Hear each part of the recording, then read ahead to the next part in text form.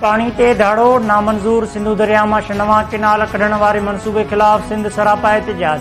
कराची में सिंधियाणी तहरीक जो रीगल चौक खां प्रेस क्लब ताईं मार्च। हैदराबाद में दरिया बचाओ तहरीक जो जलसो।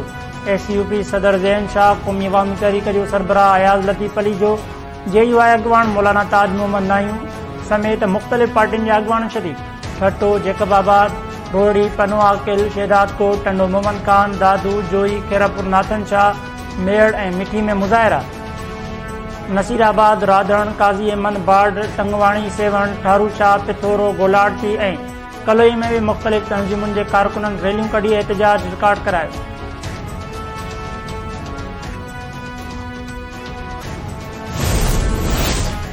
सिंध हुकूमत चोलिस्तान किनाल खिलाफ़ आईनी अदालत में वञण जो चिता ॾेई छॾियो। सिंध हुकूमत जे तर्जुमान अरसलान शेख चयो आहे त सिंध जे पाणीअ ते पीपल्स पार्टी हुकूमत जी पॉलिसी वाज़े आहे।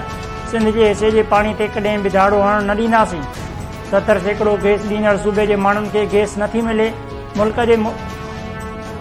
जे मुफ़ाद ख़ातिर ख़ामोश आहियूं, पर उन जो मक़सदु इहो न आहे त सिंध जी ॻिटीअ ते छुरी फेरी वञे।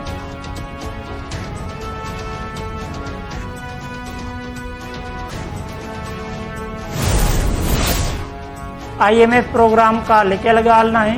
अमलदारामंद में चइनी सूबनि किरदारु अदा कयो। केरु उहो न सम्झे त IMF जी मर्ज़ीअ सां मुआहिदो कयो वियो। हीउ मुआहिदो पाकिस्तान जो पंहिंजो मुआहिदो आहे। नाणे वारे वफ़ाक़ी वज़ीर मोहम्मद औरंगज़ेब जी इस्लामाबाद में प्रेस कॉन्फ्रेंस। मोहम्मद औरंगज़ेब चयो त हुकूमती कोशिशुनि सां महांगाई 38% मां घटिजी 7% ते पहुती आहे। व्याज जी शरह में घटिताई सां मईशत ते मुसबित असर पई रहिया आहिनि।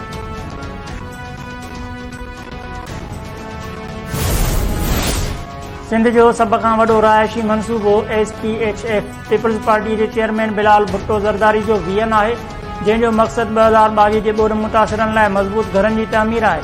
उन मनसूबे तहत सिंध में 2022 जे ॿोॾि मुतासिरनि लाइ 3 लख घर तामीर थी चुका आहिनि।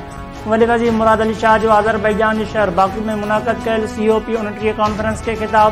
वॾे वज़ीर मुराद अली शाह कॉन्फ्रेंस में शरीक आलमी अॻवाननि खे सिंध जे रहायशी मनसूबे बाबति आगाही ॾींदे चयो त इन मनसूबे तहत 21 लख घर तामीर कया पिया वञनि। 10 लख बेनिफिशरीज़ जा बैंक अकाउंट खुली चुका आहिनि। 8,10,000 ॿोॾि मुतासिर ख़ानदाननि खे रक़म मुंतक़िल थी चुकी आहे।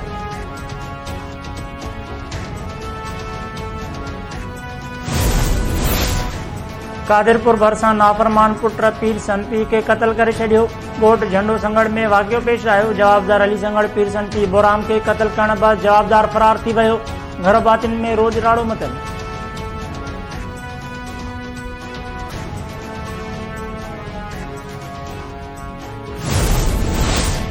लकी गुलाम शामी नींगर के गोली हणी क़तल करण जो इंकशाफ। डॉक्टरनि नींगर गुलाम मुस्तफ़ा मर जी पोस्टमार्टम रिपोर्ट जारी करे छॾी। पोस्टमार्टम रिपोर्ट मूजिबि नींगर खे गोली लॻल हुई, जंहिं सबबु हू फोत थियो। गुज़िरियल राति पुरसरार नमूने गुम थियल नींगर जो गंदे पाणी जे नाले मां लाश हथायो।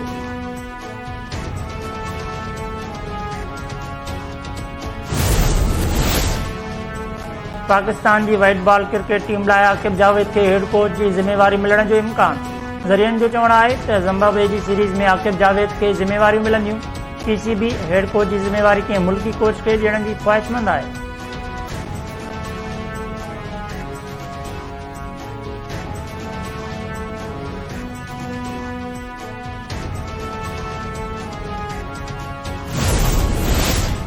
क़ौम परस्त अॻवान डॉक्टर नियाज़ कालाणी सिंधु दरिया ते केनाल अॾण ख़िलाफ़ 22 नवंबर ते क़ौमी शाहराह ते धरणो हणण जो ऐलान करे छॾियो।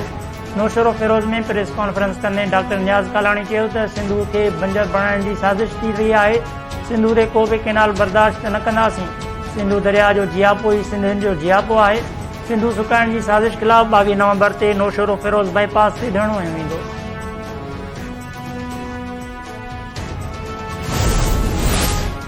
मुनफ़रिद अदाकार शफ़ी मोहम्मद शाह जे विछोड़े खे 17 वरिया वहामी विया। शफ़ी मोहम्मद शाह उर्दू ऐं सिंधी फिल्मुनि तोड़े ड्रामनि में अदाकारी करे पाण मञायो। खेसि तमग़ाए हुसन कारकर्दगी ऐं सितारा इम्तियाज़ सां नवाज़ियो वियो। शफ़ी मोहम्मद शाह चंडगिरण, आंच ऐं जंगल जहिड़नि शाहकार ड्रामनि में अदाकारीअ जा जोहर ॾेखारिया।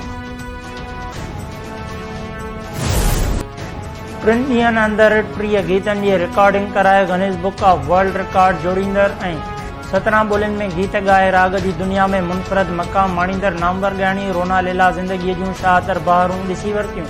अॼु संदसि 76 सालगिरह मल्हाई पई वञे। रोनालीला 17 नवंबर 1952 ते बांग्लादेश में जनम वरितो। रोनालीला 1970 वारे ॾहाके में तमामु घणी मशहूरी माणी। रोनालीला सिंधी, उर्दू, पंजाबी, गुजराती, स्पेनिश, जापानी, इंग्लिश ऐं अरबी समेत 17 ॿोलियुनि में केतिरा ई गीत ॻाया। उर्दू, सिंधी ऐं हिंदी फिल्मुनि लाइ संदसि ॻायल गीत अॼु बि मक़बूल बणे। डेनमार्क जी हसीना विक्टोरिया मिस यूनिवर्स जो ताज माणे वरितो। मैक्सिको सिटी में मुनक़द कयल हुस्न जो मुक़ाबिलो डेनमार्क जी हसीना 21 सालनि जी विक्टोरिया कजर थियल वेग खटी मिस यूनिवर्स 2024 जो ताज पंहिंजे सर ते सजायो। नाइजीरिया जी सुंदरी चेडीमा ॿियो नंबर, मैक्सिको जी मारिया टियों ऐं थाईलैंड जी हसीना सुचता चोथों नंबर हासिल कयो।